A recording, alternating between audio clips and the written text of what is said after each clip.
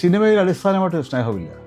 Cinema എന്ന് പറഞ്ഞാൽ പൂർണ്ണമായിട്ടും ഒരു കച്ചവടം തന്നെയാണ്. നമ്മളൊരു കച്ചവടത്തിൽ ഒരിക്കലും സ്നേഹം കാണിക്കാൻ പറ്റില്ല, സ്നേഹം ഉണ്ടാവില്ല. നായകന് സൗന്ദര്യം വേണം, നായികയ്ക്കും വേണമെന്നില്ല. ടാലൻ്റാണ് പ്രധാനം. പക്ഷേ ടാലൻ്റ് ഉണ്ടായിരിക്കണം. ടാലൻസ് ഉണ്ടെങ്കിൽ നിൽക്കാൻ പറ്റുള്ളൂ. ഇപ്പോൾ നായകൻ തന്നെ വില്ലനാകുവാണെങ്കിൽ കാലത്തിന് മുമ്പ് സഞ്ചരിച്ചിരുന്ന ആളിൻ്റെ കൂടാണ് ഞാൻ വർക്ക് ചെയ്തത്. എനിക്ക് ആ ഒരു ഭാഗ്യം എനിക്കുണ്ടായിരുന്നു. നല്ലൊരു പടമായിരിക്കുന്ന ധാരണയുണ്ടായിരുന്നു. പക്ഷേ തിയേറ്ററിൽ കൂടി ഇത്രയും ഒരു ബമ്പർ കളക്ഷൻ വരുമെന്നൊന്നും ആരും എക്സ്പെക്ട് ചെയ്തിട്ടില്ല. പിന്നെ എന്താ, സിനിമയുടെ രീതി ഇന്ന് മാറി, പണ്ടത്തെ ഒരു മാറ്റമായി. സിനിമയ്ക്ക് ചില നിയമങ്ങൾ വേണമെന്നൊന്നുമില്ല. ഇപ്പോൾ മുല്ലപ്പൂമ്പൊടിയേറ്റ് കിടക്കും കല്ലിനുള്ള സൗരഭ്യം. അതുകൊണ്ടാണ് ഞങ്ങളൊക്കെ ഇപ്പോഴും നിൽക്കുന്നത്. ഒരു പക്ഷേ എന്നെ കണ്ടപ്പോൾ ആ ക്യാരക്ടർ തോന്നിയപ്പം ഈ ക്യാരക്ടർ ഇവൻ കറക്റ്റാണ് എന്ന് തോന്നിയുണ്ടായിരിക്കുമല്ലോ എന്നെ അതിനകത്ത് പോസ്റ്റ് ചെയ്തു. അത് പബ്ലിക്കിന് ഇഷ്ടം. പബ്ലിക്ക് അവരുടെ ടേസ്റ്റ്, അവർക്ക് നല്ലത് കൊടുത്താൽ അത് അവർ അക്സെപ്റ്റ് ചെയ്യും. അത് ചെയ്യും. വ്യത്യസ്തമായ ഒരു സംഭവമാണെങ്കിൽ എല്ലാവർക്കും ഇഷ്ടമല്ല.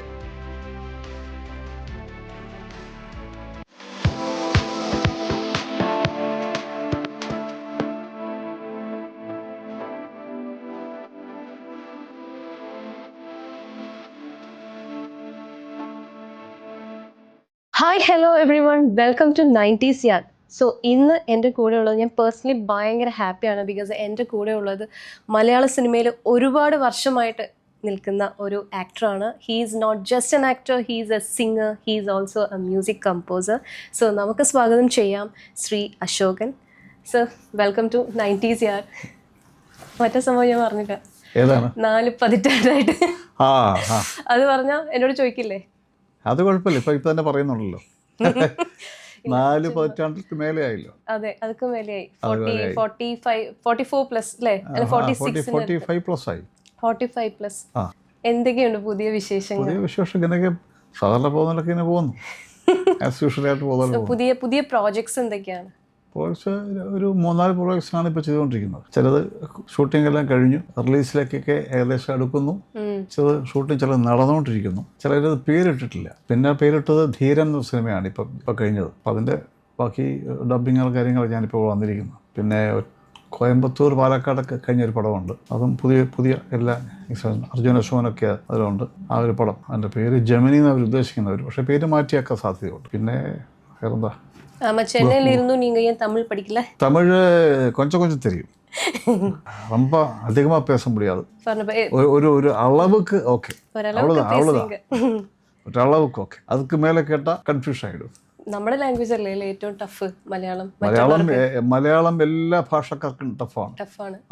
നമ്മുടെ തമിഴ് ടഫാന്ന് പറയുന്നുണ്ടെങ്കിൽ തമിഴ് മലയാളമായിട്ട് ഒരുപാട് സാമ്യമുണ്ടല്ലോ.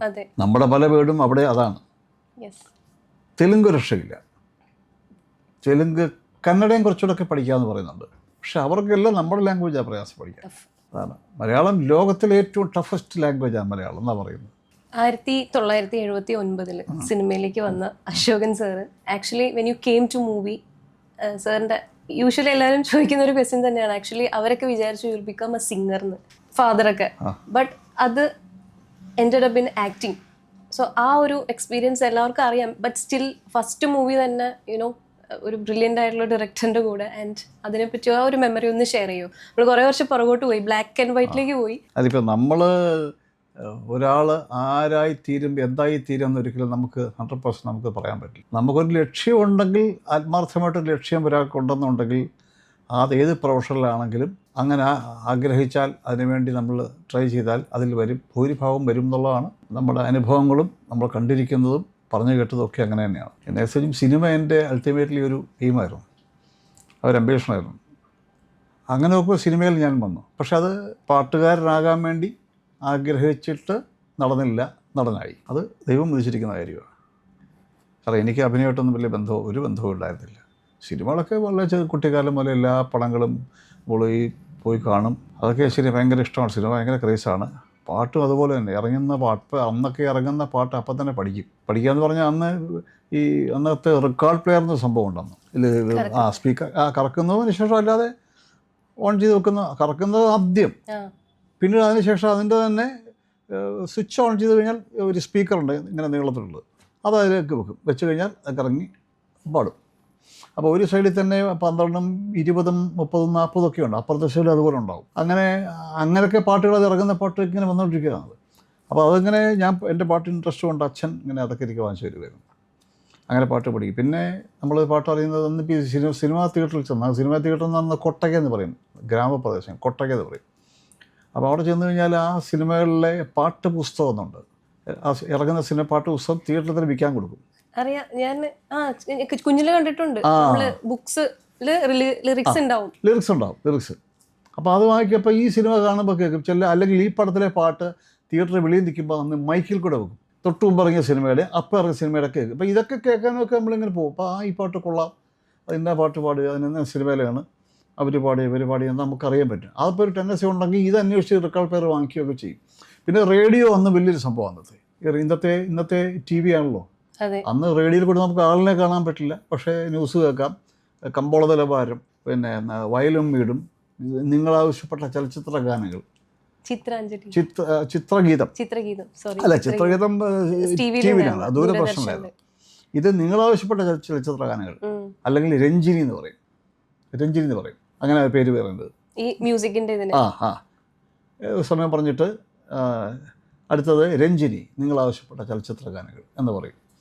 ഇതൊക്കെ നമ്മൾ ഈ ട്രെയുടെ മുമ്പിൽ ഞങ്ങൾ ക്യൂ ആണ്, ഇങ്ങനെ ഇടിച്ചിങ്ങനെ നിൽക്കി അടുത്ത പാട്ട്. അപ്പോൾ അടുത്ത് ഞങ്ങൾ ഈ സിനിമകൾ ഓരോന്നും നമുക്ക് ഇറങ്ങുന്ന അറിയാൻ കാണാതെ. അപ്പോൾ ആ സിനിമയിൽ നല്ല പാട്ടുണ്ടെങ്കിൽ ഞങ്ങളിങ്ങനെ ചിലപ്പോൾ ഇത് പറയും, അടുത്തത് ആ പാട്ടായിരിക്കും എന്ന് പറയും. അത് വരണേ ദൈവമേ എന്നൊക്കെ പറയും. ചിലപ്പോൾ അത് തന്നെ പറയും അവർ. അത് വലിയ അത്ഭുതമാണത്. ഇങ്ങനെയൊക്കെ കേട്ടാൽ നമ്മൾ പാട്ട് പാടും. പിന്നെ ലളിത സംഗീത പാഠമുണ്ട്. അത് രാവിലെ 6:30-ക്കോ 7 മണിക്കോ ഈ തിരുവനന്തപുരം ആലപ്പുഴ ഞങ്ങൾ ലളിത സംഗീത പാഠം. അപ്പോൾ അതിനകത്ത് ഒരുപാട് പേര്, ഇപ്പം എം ജി രാധാകൃഷ്ണൻ, പിന്നെ KP ഉദയഭാനു, അങ്ങനെ നമ്മളെ ഒരുപാട് സംഗീതജ്ഞർ അതിനകത്തൂടെയൊക്കെ ഇങ്ങനെ, പെരുമ്പാവൂർ ജി രവീന്ദ്രനാഥ്, ഇവരൊക്കെ പഠിപ്പിക്കുന്ന പാട്ടുകൾ എഴുതിയിരിക്കുന്നവൻ ഈ കുറുപ്പ് സാറ്, അങ്ങനെ ഒരുപാട് പേര് അങ്ങനെ വരുന്നവർ. ഇതൊക്കെ നമ്മൾ ഈ ലളിത സംഗീത പാഠം എന്ന വളരെ പ്രശസ്തിയുള്ള സമയമാണ്. ഇതൊക്കെ കേട്ട് അങ്ങനെ റേഡിയോ കൂടെ പഠിക്കുന്നത്. ഓരോ ദിവസവും ഇങ്ങനെ പറയും, ബാക്കി അത് നമ്മൾ പഠിക്കും. ഇതൊക്കെ സ്കൂൾ ഫെസ്റ്റിവലിലൊക്കെ ഇങ്ങനെ പറയും. സ്കൂൾ കോമ്പറ്റീഷൻസ് മ്യൂസിക്കിലൊക്കെ ഞങ്ങൾ പാടി, ഇതെല്ലാം പാടി അങ്ങനെയൊക്കെ ചിലപ്പോൾ ഇവിടെയൊക്കെ എന്തെങ്കിലും പ്രൈസൊക്കെ കിട്ടുക എന്നുള്ളതാണ് എൻ്റെ ഒരു ലക്ഷ്യം. അങ്ങനെ കിട്ടുകയോ ചെയ്യാറ്, അതാണ് പാട്ടിൻ്റെ സംഭവം. അപ്പോൾ അങ്ങനെ ഇരുന്ന ആളാണ് അഭിനയത്തിലേക്ക് യാദൃശ്ചികവശാൽ ഇങ്ങനെ വഴുതി വീണ് പോയത്. അതായത് ഇപ്പോൾ ഉള്ള നമ്മുടെ ആക്ടേഴ്സില്ലേ, അവരെ ആക്ട് ചെയ്യുന്ന, അതായത് കമ്പയർ ചെയ്യുന്നതല്ല, പക്ഷെ അവർ ഇപ്പോൾ ചെയ്യുന്ന റോൾസൊക്കെ അശ്വന്ത് സാർ അന്നേ ഒത്തിരി സിനിമകളിൽ ചെയ്ത് ഭയങ്കര വൈബൊക്കെ ഉണ്ടാക്കിയതാണ്. അതിപ്പോ പാട്ടിന്റെ കാര്യം പറഞ്ഞില്ലേ, നമ്മുടെ ജഗദീഷ് ചേട്ടൻ ഒരു ഇന്റർവ്യൂല് പറഞ്ഞിരുന്നു, ഒരു പക്ഷേ അശോകൻ സാർ പാട്ടിൽ കോൺസെൻട്രേറ്റ്, അതിലും കൂടി കോൺസെൻട്രേറ്റ് ചെയ്തിരുന്നെങ്കിൽ അല്ലേ, അങ്ങനെ. അപ്പോൾ ഈ രണ്ട് കാര്യങ്ങളൂടെ ഒരേ സമയത്ത് കോൺസെൻട്രേറ്റ് ചെയ്യാന്ന് പറഞ്ഞാൽ ബുദ്ധിമുട്ടുള്ള കാര്യമാണ് സിനിമയിൽ. അങ്ങനെ കാര്യം. പക്ഷേ ഇനിയിപ്പോൾ ഇതൊരു സൈഡായിട്ടോ, സിനിമയുടെ അഭിനയത്തോടൊപ്പം ഒരു സൈഡായിട്ടോ വല്ലപ്പോഴും ഇടയ്ക്കൊക്കെ ഒന്ന് തലപൊക്കുക, അങ്ങനെ സംഭവത്തെ സാധാരണ പറ്റുള്ളൂ. കാരണം രണ്ടുകൂടെ ഒരുമിച്ച് കൊണ്ടുപോകാൻ സ്വാഭാവികമായിട്ടും ബുദ്ധിമുട്ടാണ് വാസ്തവത്തിൽ. അപ്പോൾ അങ്ങനെ ഈ പാട്ടുകാരൻ, ഞാനിപ്പോൾ സിനിമ പാലുമ്പഴം എന്ന സിനിമ ഞാൻ പാടി, പിന്നെ സംഗീതം ചെയ്തു. പിന്നെ അതൊക്കെ എൻ്റെ സംബന്ധിച്ച് വലിയ നേട്ടം. കാര്യം P. ജയചന്ദ്രൻ, അദ്ദേഹം മരിച്ചു പോയല്ലോ, അദ്ദേഹത്തെ കൊണ്ട് പോയിട്ട് പാട്ട് പാടിപ്പിക്കുക എന്നുള്ള എന്നെ സംബന്ധിച്ച് വലിയൊരു ഭാഗ്യമാണ്. അത് ശ്രീകുമാരൻ തമ്പിച്ചേട്ടൻ എഴുതി. അപ്പോൾ അങ്ങനെയൊക്കെ ഒരു 2 ലെജൻസിനെ കൊണ്ട് എനിക്കത് വർക്ക് ചെയ്യിപ്പിക്കാൻ സാധിച്ചു എന്നുള്ള ഒരു വലിയൊരു എന്നെ സംബന്ധിച്ച അസറ്റാണത്. അങ്ങനെ സംഭവമാണ്. പക്ഷേ നിർഭാഗ്യവശാൽ പടം തിയേറ്ററിൽ വന്നില്ല, അത് ഓൺലൈനിൽ കൂടെ റിലീസ് ചെയ്തേയുള്ളൂ. അതുകൊണ്ട് ഉദ്ദേശിച്ച് പലർക്കും അങ്ങനെ ഒരു വലിയ പ്രൊമോഷൻ പോകാത്തതുകൊണ്ട് വളരെ കൂടുതൽ പേരൊന്നും അങ്ങനെ അറിഞ്ഞിട്ടുണ്ടോ എന്ന് എനിക്ക് തോന്നുന്നില്ല. എന്തായാലും എൻ്റെ ഒരു ആഗ്രഹം സാധിച്ചു. ഇപ്പോഴത്തെ ഒരു ഇത്രയും വർഷം, അതായത് 45+ വർഷം സിനിമ രംഗത്ത് അശ്വന്ത് സാർ ഉണ്ട്. അതുകൊണ്ട് തന്നെ ഈ ഒരു ജനറേഷനിലുള്ളവർക്ക് വേണ്ടി ഞാൻ ചോദിക്കുന്നത്, ആദ്യമായിട്ട് സിനിമയിൽ വന്നല്ലോ, അപ്പോൾ പത്മരാജൻ സാറിൻ്റെ അദ്ദേഹം ആണ് ആക്ട് ചെയ്തത്. അത് ശരിക്കും പറഞ്ഞാൽ ഇത്രയും കഴിവുണ്ടായിട്ടായിരിക്കും ആ പത്മരാജൻ സാറിൻ്റെ മൂവിയിൽ ആക്ട് ചെയ്തത്. അന്ന് ഒരു ന്യൂ കമ്മർ എന്നുള്ള നിലയിൽ പത്മരാജൻ സാറിനോട് ആ ഒരു ക്യാരക്ടർ കൺവേ ചെയ്ത് ആ ഒരു സംഭവം അത് ജസ്റ്റ് ഒന്ന് ഷെയർ ചെയ്യാമോ? ലൈക്ക് പുതിയ ആക്ടറാണ്, അപ്പം വന്നു, ഇതുപോലെയുള്ള ഒരു ഡയറക്ടറിൻ്റെ കൂടെ വർക്ക് ചെയ്യാൻ പോകുന്നു, ആ ഒരു എക്സ്പീരിയൻസ്. ഈ അഭിനയത്തെക്കുറിച്ചൊന്നും എനിക്ക് അങ്ങനെ വലിയ ധാരണയൊന്നും ഉണ്ടായ സമയമല്ലോ.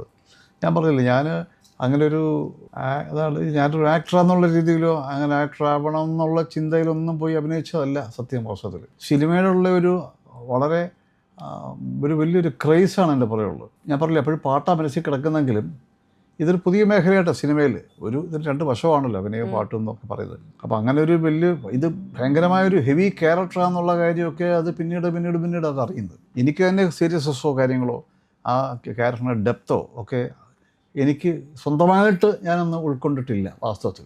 അന്ന് അവരൊക്കെ പറഞ്ഞ പോലെ, ഡയറക്ടർ പറഞ്ഞ പോലെ തന്നെ എന്നെക്കൊണ്ട് ചെയ്യിപ്പിച്ചു. ആ പടത്തിൻ്റെ അല്ലെ ക്യാരക്ടറിൻ്റെ അഭിപ്രായം വന്നേക്കുന്നു. പക്ഷേ വിചാരിച്ചപ്പം ഒരാൾക്കൊരു ടാലൻസ് ഇല്ലാതെ സാധിക്കത്തില്ല. എൻ്റെ അങ്ങനെ ഉള്ളിൽ അങ്ങനെ ടാലൻ്റ് ഉണ്ടായിരുന്നിരിക്കുക. അപ്പോൾ അത് സിനിമയിൽ ഒരു ഡയറക്ടേഴ്സ് ആക്ടർ പോലെ. അപ്പോൾ അത് പുറത്ത് കൊണ്ടുവരണമെങ്കിൽ ഒരു നല്ല ഡയറക്ടർ ആയിരിക്കണം, നല്ല റൈറ്റർ ആയിരിക്കണം.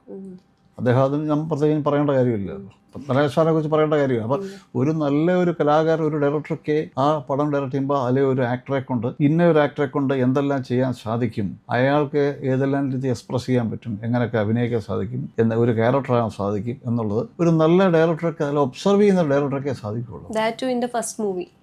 യെസ് അല്ല, അപ്പോൾ അവർക്കറിയാം. ഇപ്പോൾ ഒരു ഷോട്ടിൽ അഭിനയിച്ചാലും ശരി, ഒരു ആക്ടർ ഒരു ഷോട്ടിൽ അഭിനയിച്ചാലും അയാളുടെ ഒരു നോട്ടത്തിലും ഒരു ക്ലോസപ്പിലോ ഒരു ലുക്കിലോ ഒരു ഡയലോഗിലോ ഒരു മൂളലിലോ ഒക്കെ അയാളുടെ ടാലൻറ്റും അയാളെ ഏതൊക്കെ ടൈപ്പ് ക്യാരക്ടർ ചെയ്യാൻ പറ്റും എന്നുള്ളത് ഒരു നല്ല ഡയറക്ടർക്ക് അല്ലെങ്കിൽ സ്ക്രിപ്റ്റ് റൈറ്റർക്കൊക്കെ അറിയാൻ പറ്റും. ഒരു പക്ഷേ എന്നെ കണ്ടപ്പോൾ ആ ക്യാരക്ടർ ഇപ്പം ഈ ക്യാരക്ടർ ഇവൻ കറക്റ്റാണ് എന്ന് തോന്നിയുണ്ടായിരിക്കുമല്ലോ എന്നെ അതിനകത്ത് പോസ്റ്റ് ചെയ്തത്, അല്ലേ?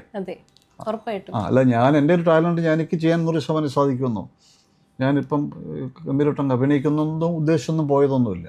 അത് പറഞ്ഞു ചെയ്തപ്പം എനിക്ക് ഉള്ളിൽ നിന്ന് എവിടെയോ അത് ശരിയായി വന്നു. അത് ശരിയാക്കാൻ എൻ്റെ കറക്റ്റ് ആളിനെ കിട്ടി, അത് അദ്ദേഹം ചെയ്യിപ്പിച്ചു. അത് എനിക്ക് പറയാൻ പറ്റുന്നുള്ളത്.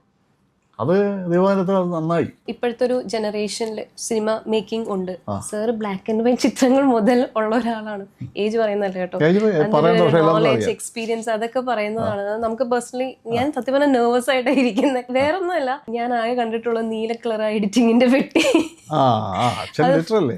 ആ ഒരു പെട്ടി. അത് ഞാൻ ഇവിടെ പറയാൻ കാര്യം, വീട്ടില് ഇത് കഴിയുമ്പോഴത്തേനും എല്ലാം കഴിഞ്ഞ് സിനിമയൊക്കെ ആയ സാധനങ്ങളുണ്ടല്ലോ, അതിൽ ബ്ലൂ കളർ അതാണ് ഞാൻ കണ്ടിട്ടുള്ളത് കേട്ടോ. അപ്പൊ എനിക്ക് ഇത് ഭയങ്കര കൗതുകമാണ്.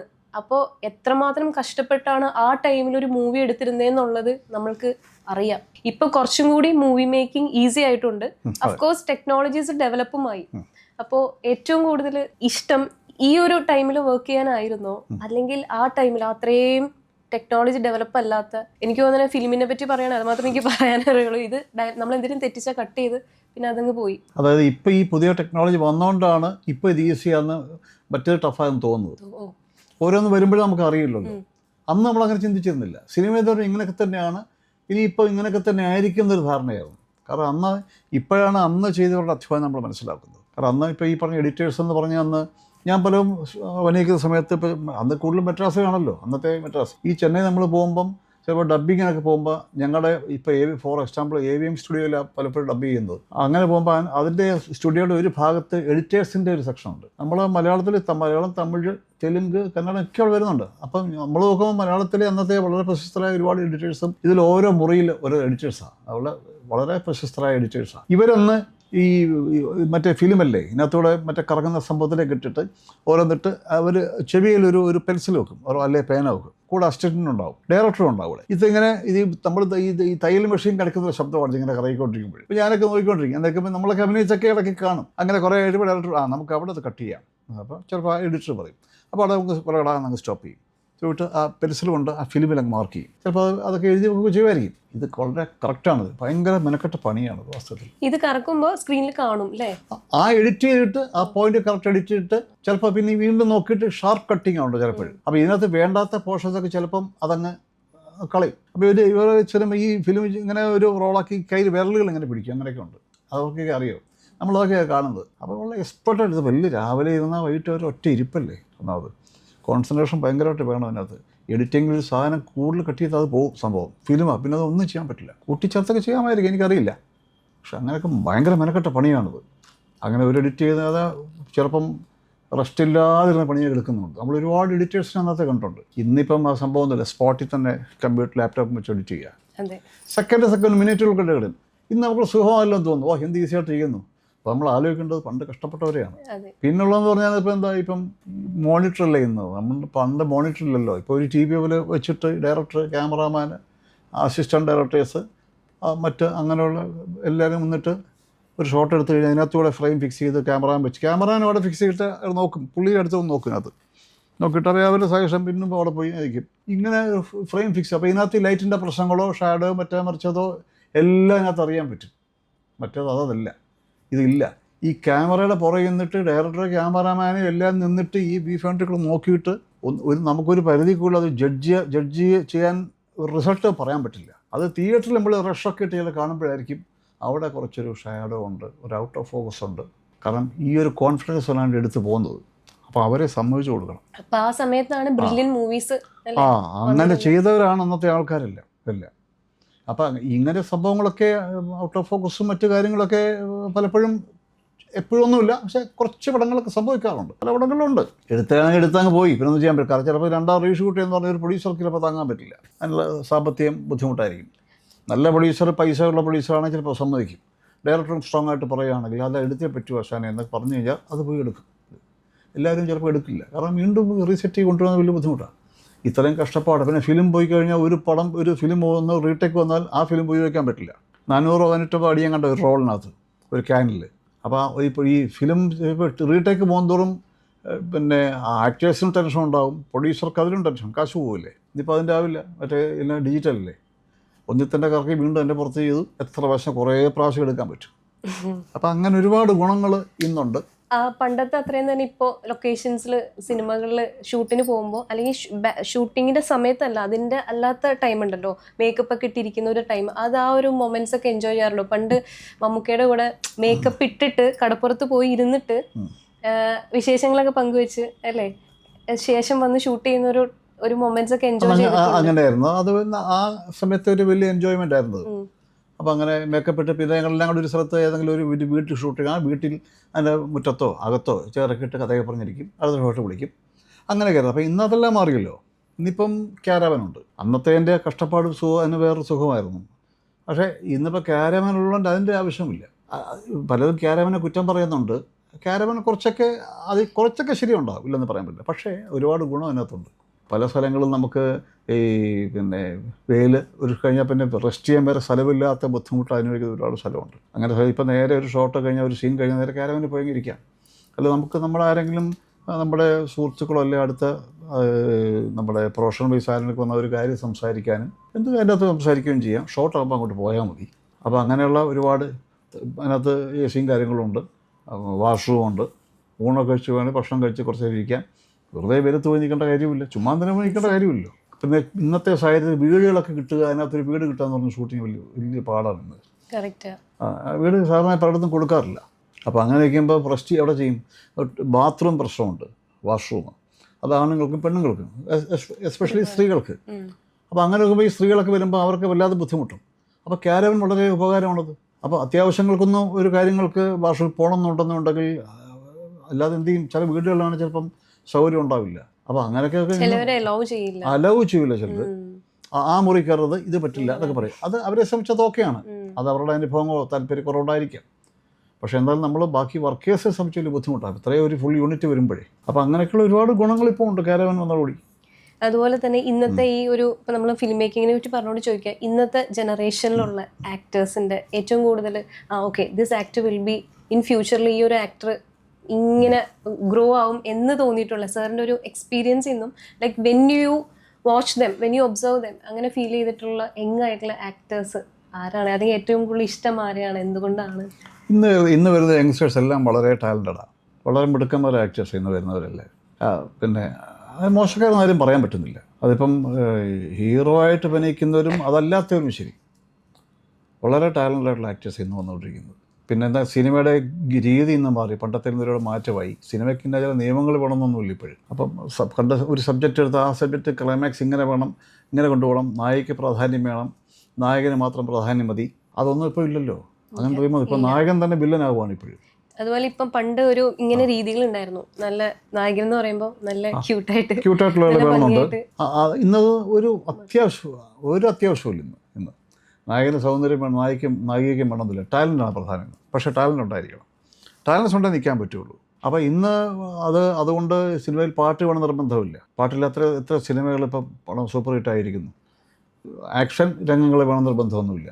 ഇന്ന് തമാശ വേണമെന്നില്ല. ഇതൊക്കെ ഉണ്ടെങ്കിൽ അങ്ങനത്തെ പടം ഇഷ്ടപ്പെടും. അത് ഇഷ്ടമുള്ളവരുണ്ട്. അത് അങ്ങനെ അത് നല്ല രീതിയിൽ എടുത്താൽ ഇഷ്ടപ്പെടും, അത്രയേ ഉള്ളൂ. അപ്പോൾ ഇതൊന്നും നിയമം നായിക വേണമെന്നില്ല. നായിക ചിലപ്പോൾ വില്ലത്തിയായിരിക്കും, നായകൻ ചിലപ്പോൾ വില്ലനായിരിക്കും ഇന്ന്. അപ്പോൾ അതിനൊന്നും യാതൊരു നിബന്ധനയൊന്നുമില്ല. ഇന്ന റോൾ ഞാൻ ഇന്ന രീതിയിലേ ചെയ്യുള്ളൂ, നായകനായിട്ടേ മാത്രം ചെയ്യുള്ളൂ എന്നൊരു ഒരു ഒരു ഒരു ഒരു അങ്ങനെ ഒരു നിയമം അല്ലെങ്കിൽ ഒരു വാശിയൊന്നും കാണിച്ചിട്ട് കാര്യമില്ല. കാരണം ഏത് ക്യാരക്ടർ ഇന്നിപ്പം എല്ലാ ടാലൻ്റുള്ള ഒരുപാട് പേരുണ്ട്. അവരൊക്കെ എല്ലാ ടൈപ്പ് ക്യാരക്ടർ ഇപ്പോൾ ചെയ്യുന്നുണ്ട്. നല്ല ഡിഫറെൻ്റ് സബ്ജക്റ്റ് ഉണ്ട്, നല്ല മിടുക്കന്മാരായ ടെക്നീഷ്യൻസുണ്ട്, ഡയറക്ടർമാരുണ്ട്. പടങ്ങൾ പലരും ഉദ്ദേശിക്കാത്ത, നമ്മൾ ഉദ്ദേശിക്കുന്ന അന്ന രീതിയിലുള്ള ഒരു പാറ്റേണുള്ള പടം മാത്രമല്ല ഇപ്പോൾ ഓടുന്നത്. വളരെ വ്യത്യസ്ത സബ്ജക്റ്റാണ് ഇപ്പോൾ തിയേറ്ററിൽ വരുന്നതും കളക്ട് ചെയ്ത്. ഇപ്പോൾ ഉദാഹരണം ഇപ്പോൾ ഈ പറഞ്ഞ പോലെ തന്നെ പാട്ടില്ലാത്ത സിനിമ ഒരു തമാശയില്ല. ഈ കിഷ്കിന്താഘട്ടത്ത് പറഞ്ഞു, ഞാൻ അഭിനയിച്ചു അതിനകത്ത്. വളരെ സീരിയസ് സബ്ജക്റ്റാണ്. അത് സൂപ്പർ ഡൂപ്പർ ഹിറ്റാണ് ആ പടം. അതിനകത്തൊന്നുമില്ലല്ലോ അതിനകത്ത്. നല്ല വളരെ അതാണ്. അത് പബ്ലിക്കിന് ഇഷ്ടം. പബ്ലിക്ക് അവരുടെ ടേസ്റ്റ്, അവർക്ക് നല്ലത് കൊടുത്താൽ അത് അവർ അക്സെപ്റ്റ് ചെയ്യും. വ്യത്യസ്തമായ ഒരു സംഭവമാണെങ്കിൽ എല്ലാവർക്കും ഇഷ്ടമല്ലേ? ഉറപ്പായിട്ടും. അതാണ് എൻ്റെ കാര്യം. അതായത് ചിലപ്പോൾ സബ്ജക്ട്സ് ഒക്കെ സെയിം ആയിരിക്കാം, പക്ഷെ ആ മൂവി മേക്ക് ചെയ്ത് വന്നു കഴിയുമ്പോൾ ആ രീതികളൊക്കെ നമുക്ക് ഇഷ്ടപ്പെട്ട മൂവി വൻ വിജയമായിരിക്കും. ആയിരിക്കും. ഇതിപ്പോൾ ഇങ്ങനെ കളക്ട് ചെയ്യുന്നു ഈ പടം ആരും അതിന് പ്രൊഡ്യൂസർ പോലും വിചാരിച്ചിട്ടുണ്ടാവില്ല, ഡയറക്ടറും വിചാരിച്ചിട്ടുണ്ട്. ഞങ്ങളാരും വിചാരിച്ചില്ല പടം ഇത്രത്തോളം കളക്ട് ചെയ്യുന്നുള്ളൂ. നല്ലൊരു പടമായിരിക്കും എന്നൊരു ധാരണയുണ്ടായിരുന്നു. പക്ഷേ തിയേറ്ററിൽ കൂടി ഇത്രയും ഒരു ബമ്പർ കളക്ഷൻ വരുമെന്നൊന്നും ആരും എക്സ്പെക്റ്റ് ചെയ്തിട്ടില്ല.